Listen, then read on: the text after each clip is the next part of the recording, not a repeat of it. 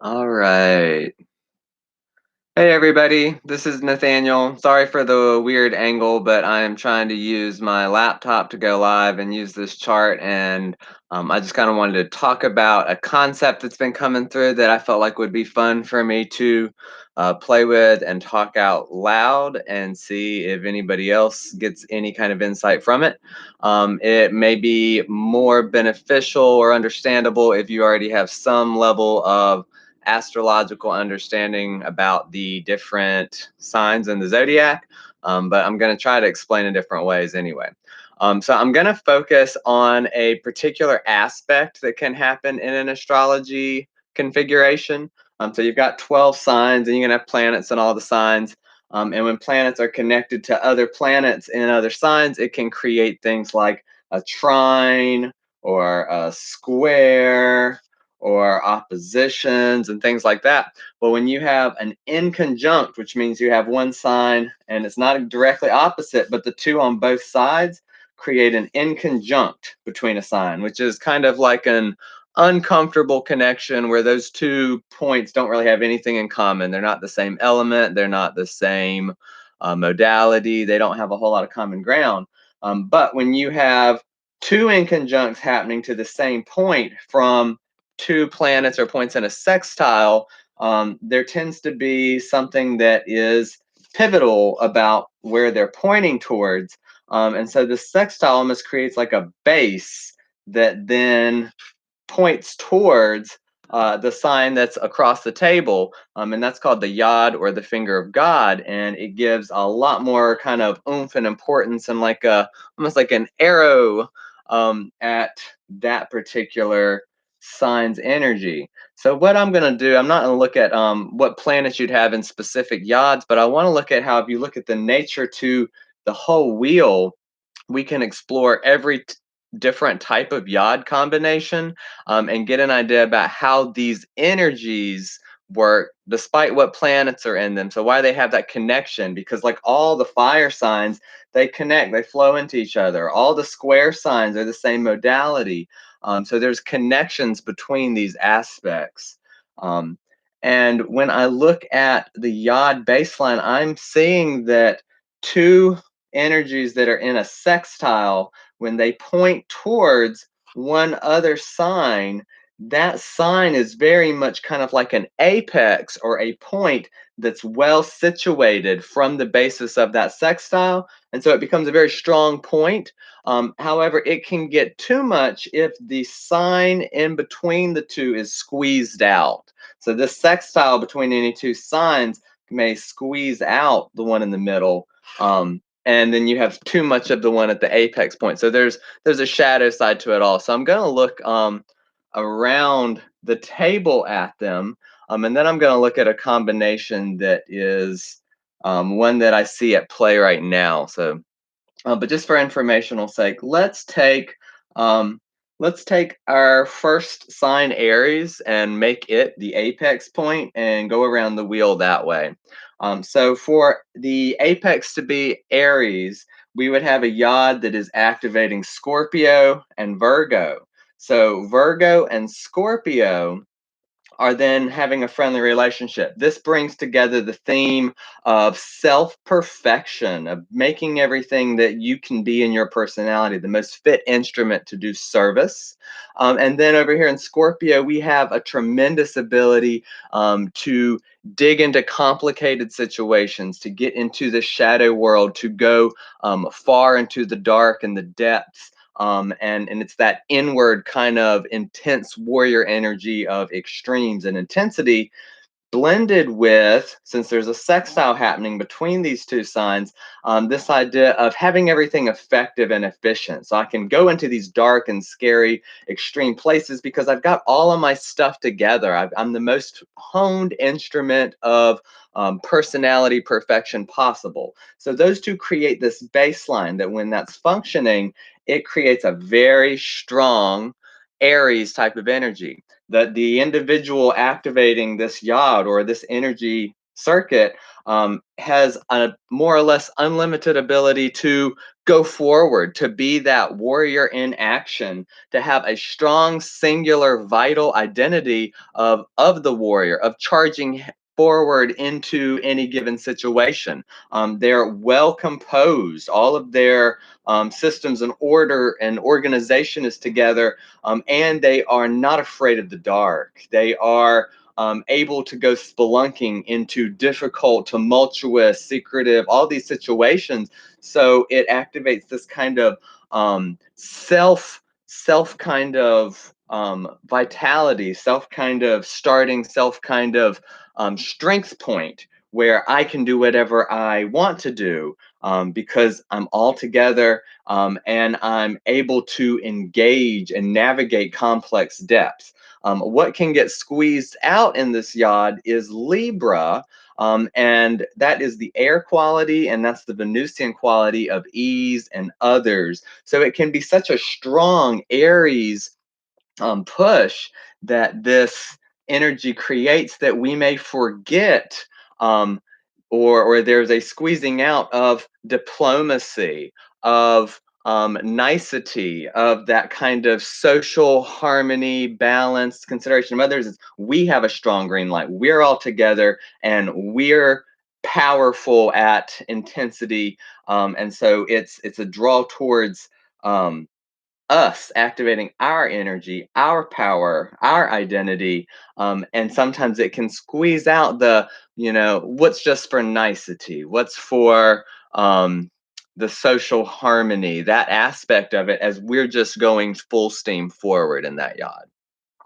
Um, Next yod apex point would be Taurus, and Taurus creates a yod with Taurus as the apex through Venus and Libra and Jupiter in Sagittarius energy, creating a sextile. So the sextile between Libra and Sagittarius kind of shows an opportunity and a harmony and a feel good feeling between social graces. This is a very let's keep everything harmonious and nice and balanced and moderate, blended with growth and exploration, expansion, truth seeking, far vision and aim. This is beauty and aesthetic and balance and poise. And so these are very, Venus and Jupiter, it's super easy. It's super optimistic, friendly, light. All of that is the foundation that apexes towards Taurus.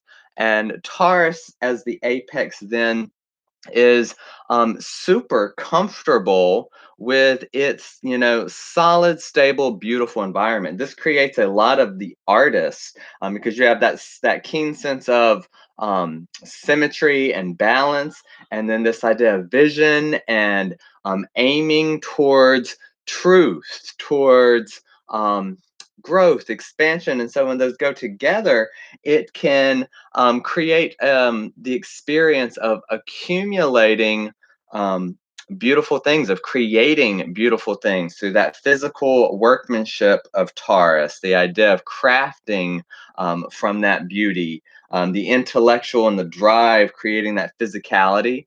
It's also, this is a very like friendly, gregarious social combination that then brings in and accumulates kind of a solidarity of self-value for self. Self-value is strong in that apex due to the favorable nature of the plugging in with the societal energies through Libra and Sagittarius. So there's a platform that then actualizes in plenty of that cornucopia of abundance of the physical reality and accumulating those resources. What can get squeezed out on this one is Scorpio, which is the intense, deep emotional situations. This is keeping it very light, and then Taurus is very much keeping it in its own boat. It's keeping my nose in my own business and making sure it feels good, it looks good. And so there can be kind of a squeezing out of other people's interest in investing in them so much as swimming easily through them and being open. So that creates a lot of positive rapport, but it doesn't get too enmeshed in other people's stuff. It squeezes out the deep investments and collaborations with others and the intense emotional situations that can get overly sticky or dark or complicated, in favor of keeping my nose to what I like, what feels good, my self value, which is somewhat supported by that, having that ease with the surface level of that interaction. Next on the block is a Gemini axis or apex point for a yod, which means that the sextile is going to be a pair of Scorpio and Capricorn. And this is what I'm going to come back to later, but Scorpio and Capricorn definitely represent what I would call the power couple of the zodiac. You have the intense ability to, hold power, use power, understand power, motivation, psychology, depth, complication, business exchanges, all of that occult realm of Scorpio that's very business oriented, power oriented. And then you have this energy of Capricorn, which is very authority, the boss, the top position, the lawmaker, the structure. So these energies together really collaborate as like a very top of the mountain, hold the power stronghouse of power and authority together. And that apex down there in Gemini allows them a lot of fluidity when it comes to movement and being able to do anything that you want. You have all the power and the control themes in those two signs, the ability to make the law, in charge, having access to other people's resources, such as all of their information. And it gives an apex which is able to then move about freely. Gemini, Mercury wants to go this way and that way just because it can, and it gives it a lot of ability to do whatever it can. It also allows it to kind of control and direct the streams of information. It's able to be very smart. It's able to also direct the dissemination of information. So there's a lot of power as far as the ability to learn new things, to go in any direction. It makes it ultra maneuverable to have that baseline of power. You can go in any direction. You can explore anything. And the communication and the intellect is heightened because of the access to this power in a sense. So that's one way to see that. While it may squeeze off to an extent some of the morals of Sagittarius, the aim for truth and freedom. These two energies, Capricorn and Scorpio, have a lot more to do about control, keeping things under control, keeping things tight, and so it squeezes out that freedom so that we see more of this. I can go any direction I want because I can. Gemini Mercury likes to do it just because it can be done. And if I have all this power and access to it, then I can move in any direction.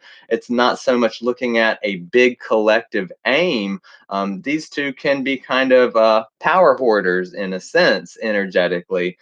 But in another respect, they are also able to spread and diversify the reach of information. There's just a lot of control over both sides of any coin, that information level.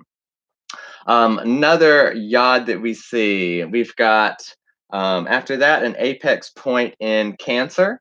And the sextile that it would form is with Uranus and Saturn through Aquarius and Jupiter through Sagittarius.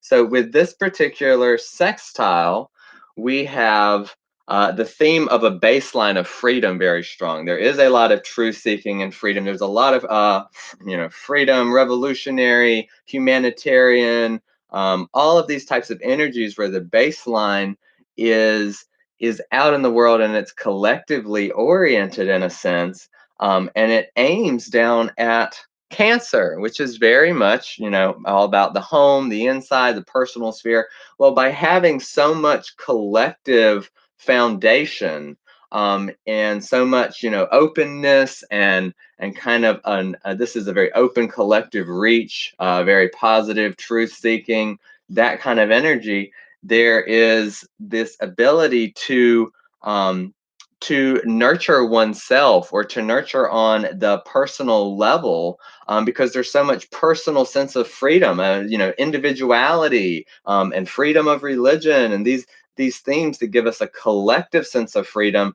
then allow us to nurture the personal individual levels of a person. If we have Capricorn getting squeezed out, though, all of the regard to tradition, to the rules, to society can get squeezed out, and there can become an overemphasis on me, me, me. The subjective, personal, what feels good for the individual reality, instead of the collective concern and the tradition and the structure. So it's a baseline that is freedom that allows personal nurturance to kind of be spotlighted, but it can also over accentuate the level of um, personal kind of like over ego, or um, just too much subjectivity with that apex point too. So again, a reminder: there's light and shadow in every single combination. I'm just streaming it as I see it right now, and I could rehash it in many different ways, but we'll see what keeps coming. Um, Next apex point then would be Leo. And so with Leo as the apex, we have a foundational sextile base that would be Capricorn and Pisces. And so the Capricorn and Pisces is an energy that sextiles, that is power in the world, all of this kind of I'm at a high position and structure in society and all of those things matter, as well as, being very altruistic, philanthropist. There's something behind the curtain, the dreamer, the kind of floaty energy. So it's very much, the structure and the authority, and it's also, I made it. It's the height of the ego, where I'm a boss, but I also want to do good things and be dreamy and compassionate, and outside the material physical world. So that baseline then creates a really strong, powerful ego, or a sense of self with Leo, that strong Leo. I'm on the stage, my personality, I'm a big deal, I'm a big person, I shine big. All of that kind of energy of Leo is accentuated by having the power and that structure and authority, and also this dreaminess, this compassion, this glamour, all of these qualities that are inviting and collectively softer, that create a really strong personality, a really strong, someone in the world that has a big presence. We see, Capricorn, you're seen well in the world, and then you're seen well through the light of the sun, and that kind of big star king royal quality energy. So that star energy takes over there, having that baseline. What can get squeezed out is Aquarius. If Aquarius gets squeezed out, then it's, I have this high position and I have all these dreams, and I'm, this dreamy quality, and like I've got a big spotlight. I've got a lot of attention on me. I can be the center, and look at how special this is. It can get to the point that the specialness of the person, or the celebrity kind of fame quality, squeezes out the real collective humanitarian effort. What is this really a contribution to society? So the ideal, or the collective goal, the group component, can get squeezed out when it's really about the self and the dream, and it might be lost in illusion a little, but it outpictures in a really strong, fierce identity quadrant through Leo at that apex. The next apex is Virgo. For Virgo to be the apex, that means you have a baseline of Aquarius and Aries. And so, with this particular baseline, with the sextile of Aquarius and Aries, you've got this energy of collective contribution, group work, humanitarian kind of, for the people, and the sense of me and identity, and I'm a person, and I go forward in my action and identity, and all of these things. And it outpictures then in an apex of Virgo, which is service related, but is still selfish. On the first half of the curve, it's about how well I can do the job, how organized, how in tune, how orderly, how efficient. And so taking all this action and having this collective goal creates a good, humble servant that is focused on fine tuning how I work, how I function, so that I'm doing a good job. And and it's of service. So it really accentuates that kind of component of perfecting the self in alignment with service. Everything too, when we start to have Aries and Virgo activated, especially Virgo, I get a lot of the Hestia from Greek mythology quality of like self devotion, but it's this kind of like the Vestal Virgins. It's a virginal devotion of purification of the self's energy and inward devotion and collective devotion in some sense. What can get squeezed out in this one, though, is Pisces. And so, if Pisces is squeezed out in the yod, you can get too much focus on the everything being done perfect and the material ideal of perfection. And so, sometimes, like how I want it. And the revolutionary nature of it can make me super driven that it has to be in this certain way. It has to be in this orderly, perfect organization, all these Virgo qualities, that it lacks its emotional sensitivity, the water component that's missing, the collective um, selflessness and the compassion. It can get, I'm going to do such a good job at being of service that it forgets the emotional, the sensitivity, and the other, the aspect of God where we can't control it all, we can't do it all. There's other components, and so forgetting that can be a hyperdrive of Virgo. The next yod type of energy that you can create would be Libra as an apex point, and that would yield Taurus and Pisces as the sextile. Sextile between Pisces and um, Taurus is going to be very relaxed and in favor with just kind of like a blend between the physical world and the non-physical, but it's very dreamy, very, selfless about others, but at the same time, very much about what feels good and like having my material needs taken care of. So there's a rapport between those two energies with that sextile that then creates an apex point that is very also smooth and flowy with regard to other people. So, having a very stay in my own lane, not kind of, Taurus is very self-contained, but also compassionate and dreamy and glamorous, creates a social persona that is it is beautiful, it is pleasing, it goes with the flow, and it's diplomatic. So there's all of this like, well, you can have it your way type of energy that outpictures with a strong Venusian moderation, balance, harmony flow from this dreaminess and like just having my stuff together and feeling good. And it's a good social, it's a platform of self-ease that creates a very good outreach point of ease with others, social ease. What can get squeezed out is Aries, which is that self drive. What do I want to do? That self initiating, strong identity action point.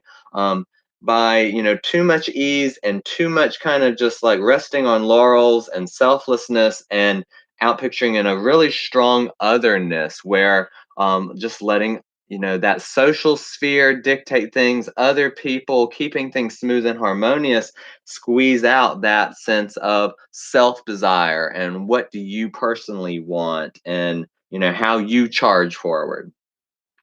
Our next apex point would be Scorpio. And for Scorpio to be the apex, we have a yod with Aries and Gemini.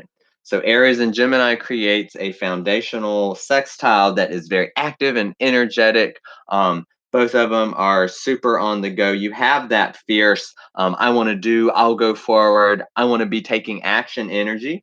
And Gemini's, I want to know, I want to learn, I want to try everything both ways type of energy. So exploration and active energy, and it charges someone into the apex of Scorpio energy, which is I can dig through anything. So I've got that foundation of being a physical warrior, of just like charging forward and taking action, and being clever and being quick and being able to zigzag this way and that way, which then outpictures in a good ability to dig down and deal with the complications and the more tumultuous side of Scorpio.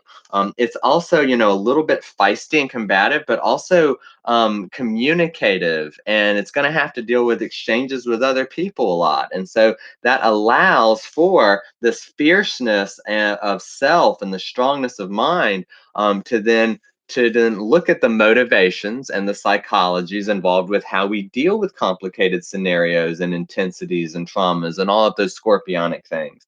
What can get squeezed out in this case is Taurus, which is that relaxed, self-contained sense of self that is strong, stable, calm, pleasant. It's so much activity and intensity. This is a foundation that really outpictures in a drive to see how deep we can penetrate into things. It's great for that penetration aspect of Scorpio. But if it gets too big, it can squeeze out that kind of um, appreciation for things sitting still and enjoying the moment rather than having to see what the other side of the coin has and always constantly be doing something that leads us into all of those scorpionic places. Next apex point we'll have is Sagittarius. Sagittarius as an apex has a foundation of Taurus and Cancer. And Taurus and Cancer is very much a secure sextile. This is a combination that, we see favorable together a lot because they're both related to security, physical security, emotional security, uh, my self value, and everything calm and feeling good physically. And then, everything's like emotionally calm and at peace in my nest and emotionally nurtured and strong sense of self and what feels good to me in that self point. Well, having that foundation of feeling good and being well fed, nurtured, and having physical needs met and everything, that leads us to this apex where we're really good and adept at, well, we have all these resources, we can stretch out a little bit, we can fly a little further, we can go higher, we can explore new ideas. It gives us the resources for that freedom of seeking, whether that's through travel, whether that's through the freedom to explore philosophies. It really gives us that charge to expand outward because we're so taken care of inwardly through that security of those two signs that they embody. What can get squeezed out is Gemini and Mercury, which is the other side of something, looking at another perspective, an opposite opinion. Because with these two signs, that foundation, it's all about me, what feels good and what my self value is, and then what is emotionally safe and good for my subjective me wanting to feel good. Well, that me factor can make it so that this seeking towards truth and this expansion becomes very dogmatic and one pointed, and it might say, this is the truth, I'm pointing at that, and it squeezes out the, well, what about the opposite side, what about exploring two sides to every coin? It squeezes that out. It may also squeeze out the communication about it and just be rest content to explore and know this bigger truth that it dogmatically ascribes for itself. So there's that apex. Next apex point is Capricorn. Capricorn's apex is made by a sextile relationship with Gemini and Leo. And Gemini and Leo, this is a strong self-centered type of energy that's also very communicative and um, intellectual. So we have a strong sense of self that's empowered with Leo. It's bright, it's strong, it's me focused, it's that centrality. And then we have very much that learning, looking at things from both sides and knowing all the facts and information and having that wealth of that variety of information that aims us towards this ability to be in charge, to the Capricorn, to be the boss, to have the power, to wield, to make the law, to wield the authority, all of that centralness of identity. I mean, this is a leadership energy too, with Leo, that managerial quality of a big persona, to be in charge of people. And then the ability to communicate effectively, the ability to explore both sides of every coin, the ability to navigate information quickly, cleverly, intellectually. So that basis then of self and intellect, strong sense of self, strong sense of intellect, strong sense of control, strong sense of rising to the top, being the person at the top of the hierarchy that is making the law, administering the law, wielding the authority, all of that kind of stuff. Um, so that sextile that generates that danger would be squeezing out Cancer. So if it's too much about me and the intellect and what I can do, because again, Gemini just wants to do whatever it can. It likes to go back and forth and this way and that and see what it can explore.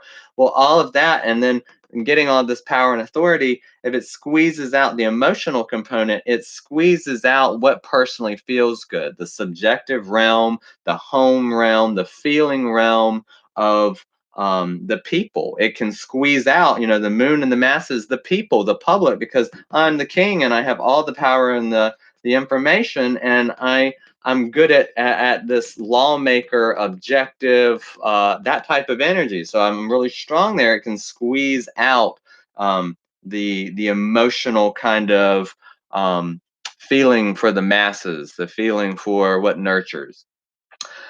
Next apex point would be Aquarius. To create an Aquarius yod, the sextile is going to be Cancer and Virgo.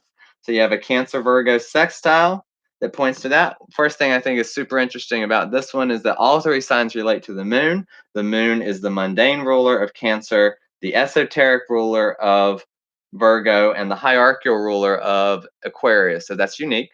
But so this kind of combination here is that personal. It's got a foundation that is well equipped for personal nurturing, what feels good, the waters of emotional caretaking and consideration. Also attuned with my personal world. All of that kind of energy that is nurturing on that level, as well as Virgo's energy, which is being the best person I can be, being of service, fine-tuning my resources, being practical and efficient in a working capacity. So I'm good at nurturing people, the human side of needs, and making people feel good, and taking care of that internal world. And I'm really good at structuring and organizing. And so that sextile base apexes to someone that has a strong ability to make a collective contribution in the collective world. They have their finger on the pulse of the masses and what feels good, and they're a well-honed instrument for being of assistance, for being of service in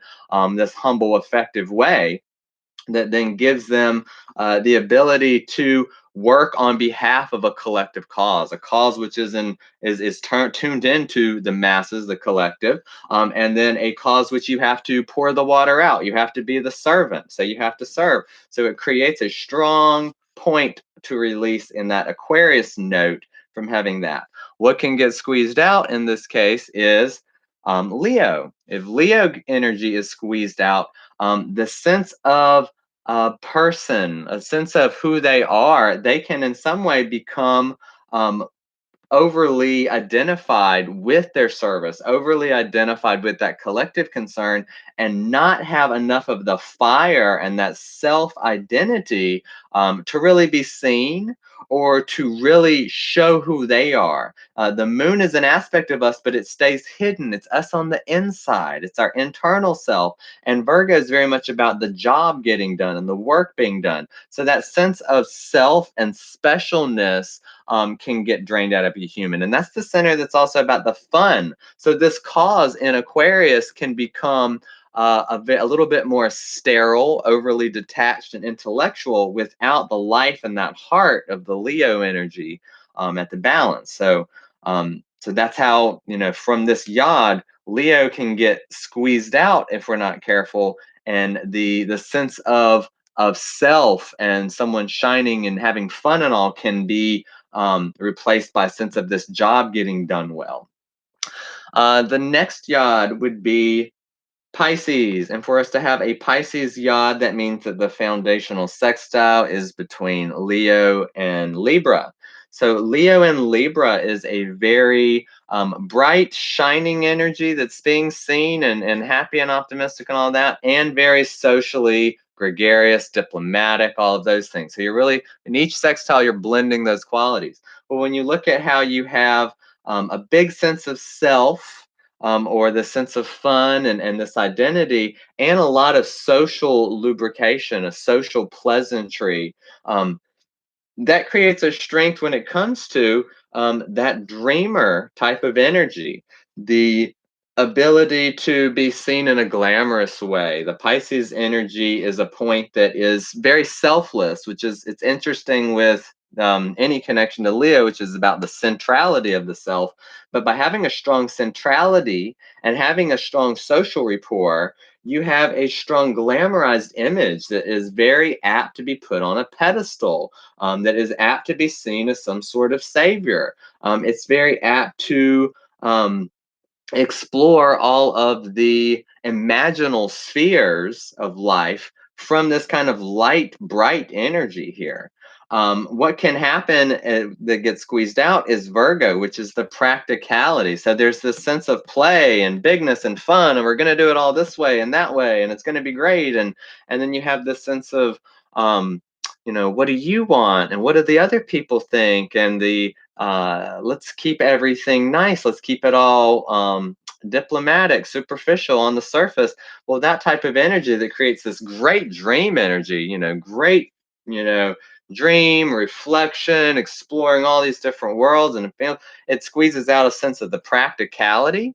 And it can also mean that there's not as much actually getting done. That Virgo component that can get squeezed out from the strength of this yod is the efficiency, is the effectiveness, is the fine tuning, it's the details, it's the planning, it's the organization. So that quality can get squeezed out when you have that strong point of Pisces that's created, where you have a strong dreamy energy from that strong sense of fun and self, and blending with what's pleasing for others.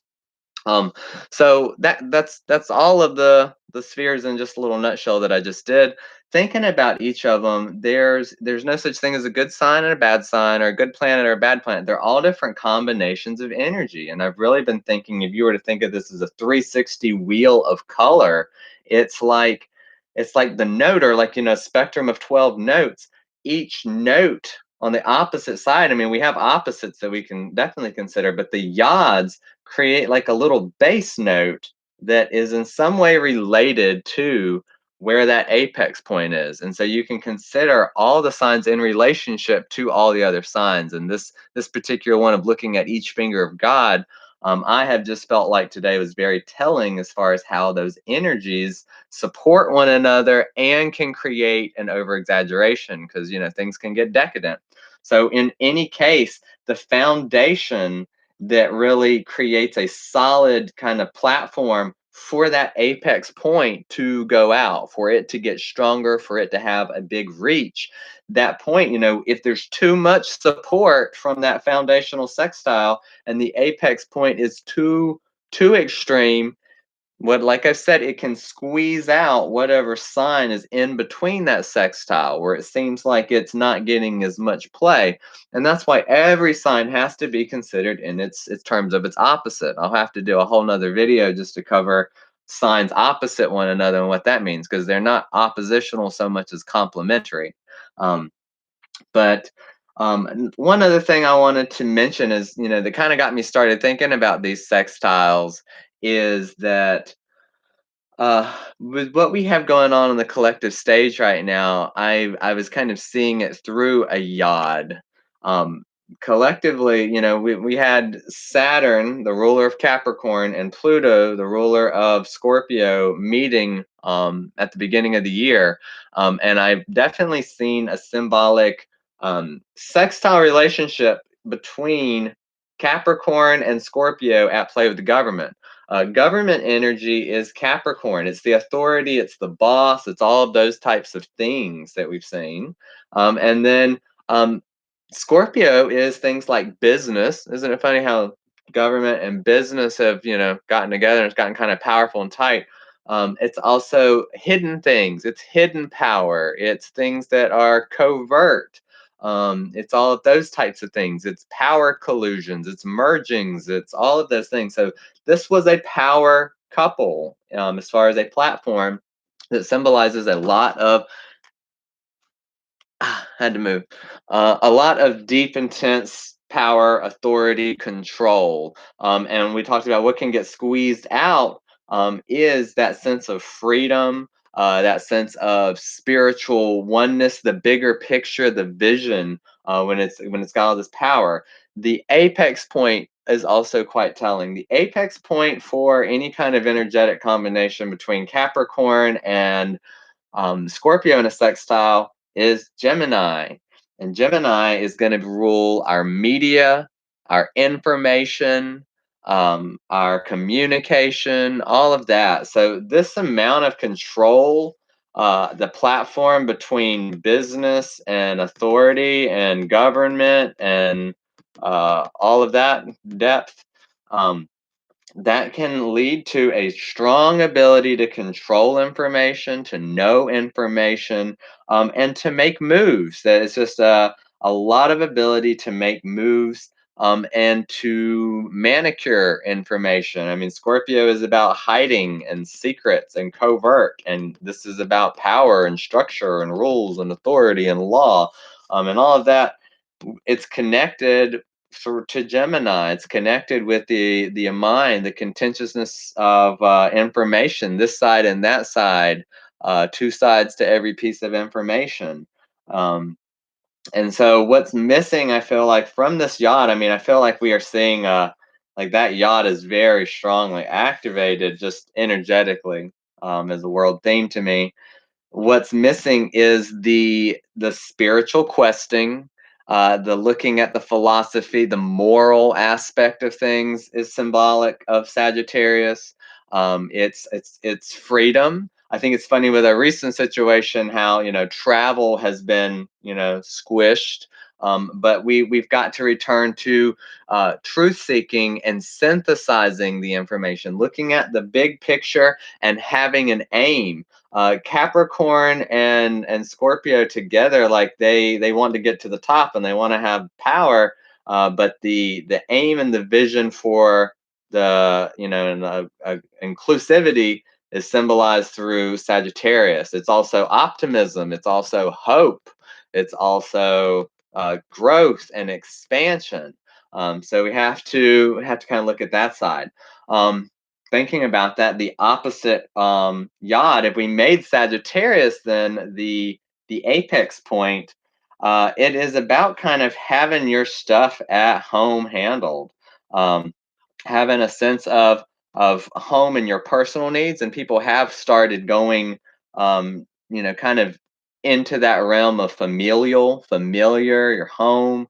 Um, and then self value and the physical practical things that you require to feel good, to stay self contained. So the security axis of self, um, getting back to those roots of what feels good for myself, and that kind of what do I need to be self sustaining. That axis is what allows us to then look at the big picture, look at the growth, look at the philosophy, look at the synthesis and the big aim and all of that, from that. But so it's not, in an individual's chart, you can look at what planets you have and what signs that are actually creating a yod, and then that will have more to the story.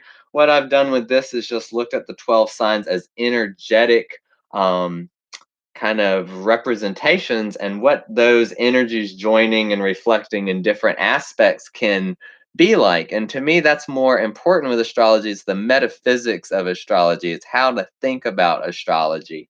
And so there's a lot about thinking about different combinations of energies that are representative of how those themes blend and balance and complement and challenge and ease into others and offer opportunities throughout our daily life, in various situations. So I hope that someone out there has enjoyed thinking about these yod combinations in a new way. And I look forward to sharing some more about it, as I've got some more time on my hands later. If you have any questions or insights or comments, please feel free to leave them in the comments. And as always, thank you for tuning in. And if you'd like to look at more, you can visit my website, which is www.ledintogold.com. I am available for more personalized readings where I look at an individual signature, but I also enjoy just teaching us how to think about these energies and the different combinations of ways they can outpicture. So I will leave us at that, and I look forward to talking to everybody again soon. Thank you.